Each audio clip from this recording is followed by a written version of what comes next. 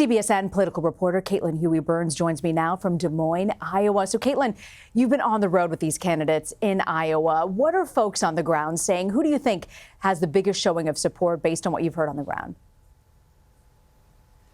Yeah, Rena, we're about 3 months away from caucus day, and it certainly feels like it on the ground. It certainly feels like these campaigns know that it's crunch time, especially heading into the holidays.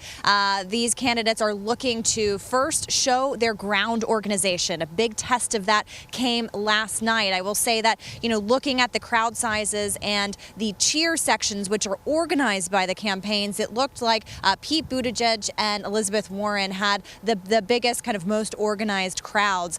Kamala Harris is really betting everything on Iowa. As we know, she is now pulling staff from New Hampshire, betting everything on Iowa. Last night, her speech seemed more of a direct plea to Iowa voters, very concise, and we saw a good showing from her campaign as well. And so when you're looking at what is going on here in Iowa this weekend, you have lots of candidates all over the state, 3 big gatherings of Democratic presidential candidates, all trying to make the case that they are best equipped to beat Donald Trump. And we know that, Joe Biden has lost his lead. According to New York Times poll, Elizabeth Warren is the current Democratic frontrunner. You've spoken to Iowa voters who have this to say about the swing that we've noticed. Let's listen to this.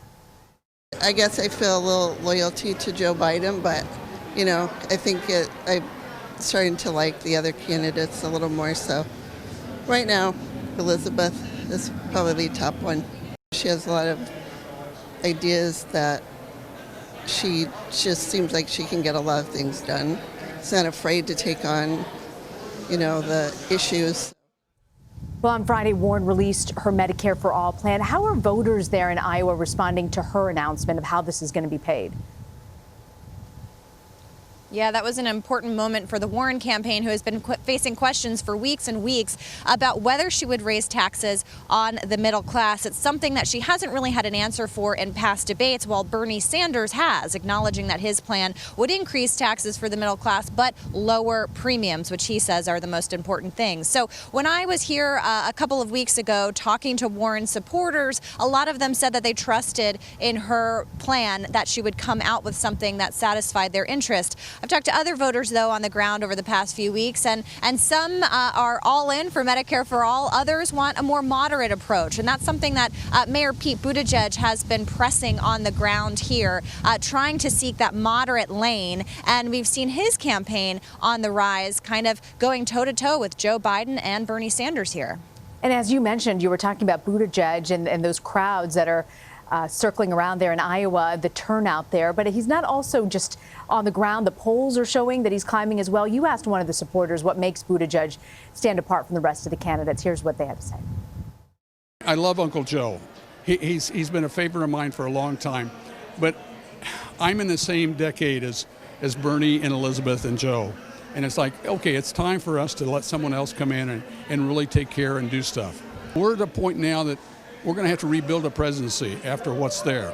And I think that what Mayor Pete has going for him, he will be able to bring in the people to be able to do that in such a way that us older people that have the heritage knowledge, if you will, we go back on what we know. Pete's going to be coming in with a fresh set of eyes, and I think that can make a big difference. Fresh eyes. Are Democrats there looking for a new face for the party in Iowa?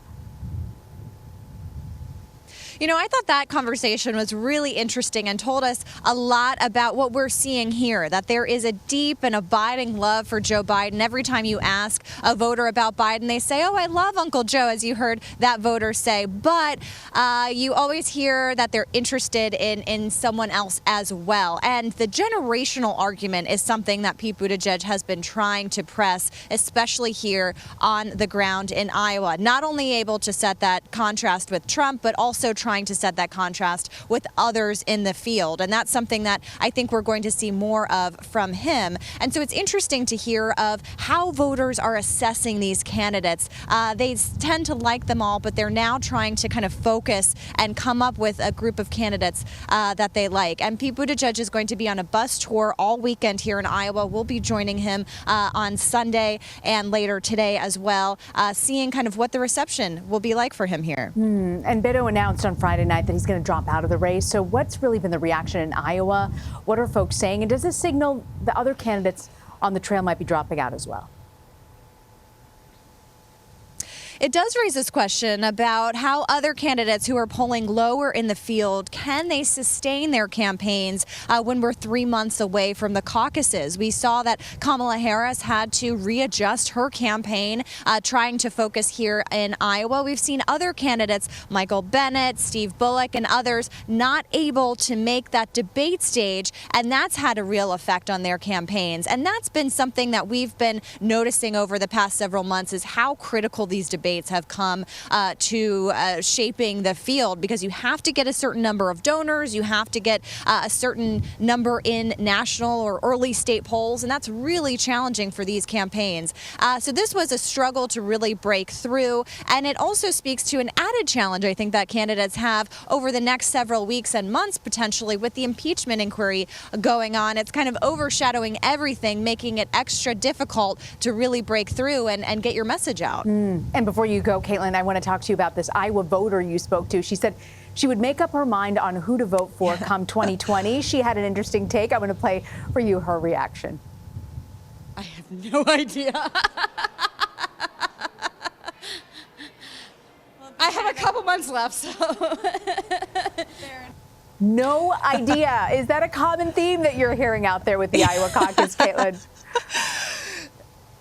Yeah, I really liked that exchange, because I think it really speaks to something that we've been seeing in polls that show a meaningful number are still undecided. And even with Beto O'Rourke dropping out, we still have an extremely large Democratic field and a number of candidates for these voters to assess. A couple weeks ago when I was here in Iowa, one voter told me that I'm an Iowan, so of course I'm undecided.